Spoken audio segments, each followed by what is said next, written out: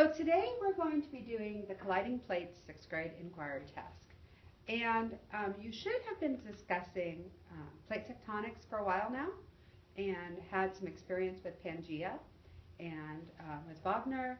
And so this is going to give us a hands-on activity to be able to do to represent in model format some of the movement that plate tectonics or tectonic plates do.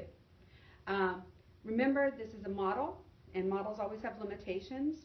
Obviously, this is a lot smaller than tectonic plates, probably because we can't get a whole tectonic plate in our classroom. So we have to use something a little bit smaller. Also, as you go through this, be thinking about what the differences are between our activity and with what you've already learned about plate tectonics. All right? So you should have in front of you your lab packet, and it's got the title on it, Colliding Plates. And I'm just going to go through the basic highlights here. You and your partner are going to sit and read in detail. So this is just the basic overview. So we're going to conduct an experiment or an investigation, and you and your partner are going to work together.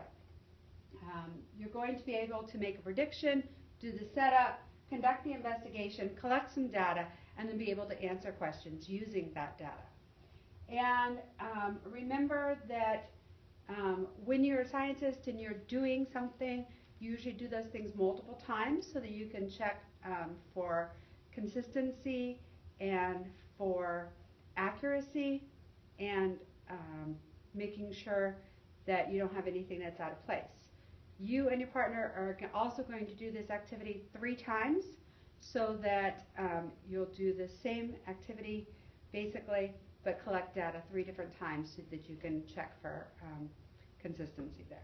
So you'll notice that you'll have, there's page numbers on here where you'll be doing your different pieces of your activity, your prediction, and your materials list. But I want to also point out to you the word bank that's on the front page here. A lot of the tasks that you'll be doing, the standardized testing, will be on the computer now. But there's always some kind of word bank or some kind of information that they give you as well. And it's there for a purpose. You need to use it. This particular word bank has some 5 key vocabulary words and their definitions. They're going to use these vocabulary words in the activity. And if you're not sure what it means, you go back to the word bank that's on the front page and check what the definition that they're using. One of the things here is the term average. You're going to have to be doing some calculations. If you don't remember how to calculate an average, it gives you the definition here on how to do that. And so use your word bank, always check and make sure if they've given you information, it's there for a purpose. All right? So also in your packet, you'll see a model of the Earth's tectonic plates. This should not be news to you. You'll notice that there's a key on the bottom here which shows you what each of the symbols mean, and you should have seen this probably in your textbook or through one of the other activities you've done. Just a reminder, we're going to be modeling one of those scenarios. So we're up to the point where we're going to be setting up the task. And we're going to be using paper as a replica for our tectonic plates. It's easy to operate, and everybody can have a set. So you'll see in our diagram that one of these plates will be called the Eurasian plate. The other will be called the Indian plate. And the setup that you have here, I'm going to show you on my board. You'll be taking the Eurasian plate, you'll be taping it to your table, and then the Indian plate will go underneath it so that it can slide in and out. I'm going to tape it right here because it won't stay in place if I don't tape it, but we are not going to tape it to the table. We're going to have it so that it's able to slide. And in a moment, I'm going to show you on my table what that's going to look like. All right. The other thing we're going to do is then we're going to, each person or pair will have a container of sand, and you are going to use all the sand that's in this container.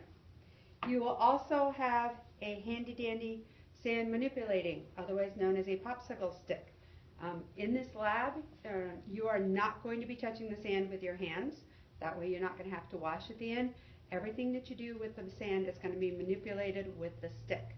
So you need to make sure that you're using this. And the last thing you're going to need is a clear ruler, and that's very hard to see. This clear ruler allows you to be able to stick it into the sand and read through it, where if we had a solid wooden ruler, you wouldn't be able to see through. All right, so those are our materials. So we're going to work on the setup. And so the first thing we're going to do is, and you'll be reading your procedure steps when you're doing this, but I've done it a couple times, so I'm going to just show you the basics.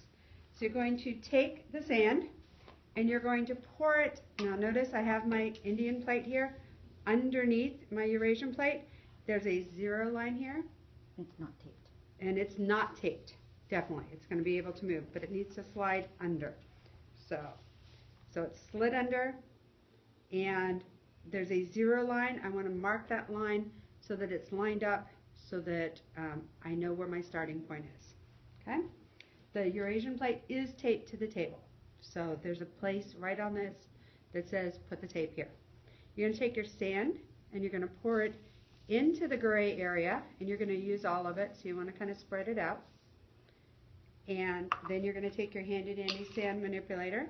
You're going to smooth it out as best you can within that gray zone so that it's as close to even as possible. And this is going to take a little bit of effort. Remember, you are working with a partner, so you can take turns doing this.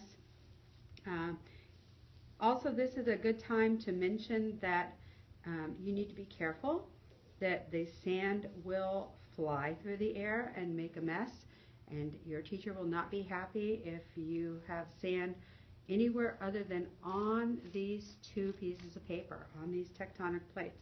So that your table should not look like Hampton Beach when you are done with this. Okay? So smooth it out as best you can. It doesn't have to be perfect, but just staying within the lines there. Okay? So you can see I have a nice flat surface. I'm just going to show you when I go to use my ruler, I'll be able to stick it down into the sand, do a little wobble, and then if I bend down, I should be able to read my ruler through. And both partners can do that as well. Okay? So step number 1 is to get it all set up. And then following your procedure steps, and if I go here, following the procedure steps, you're going to be moving the plates. So the first thing we have to do before we do anything else is make our prediction. Yeah, so we're going to pause right now so that you and your partner can read through the materials, and then we'll come back and talk about the prediction.